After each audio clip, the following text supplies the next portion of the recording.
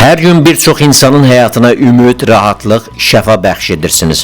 Bu təcrübə sizdə yalnız peşəkarlığı formalaşdırır, yoxsa insanlara olan sevginizi də bəsləyir? Bu sizin daxili dünyanıza necə təsir göstərir? Mənim seçimim var idi, həkim olmamaq. Amma həkimlik də həmən o 5-6 ixtisaslar var idi ki, onlarla mən məşğul olmaq istəyərdim. Həkimlik onlardan hamısından üstün çıxdı və mən onun praktiki tərəfini sonra gördüm ki, mən səndiminə 50 il qabaq görəmiş bir insanım.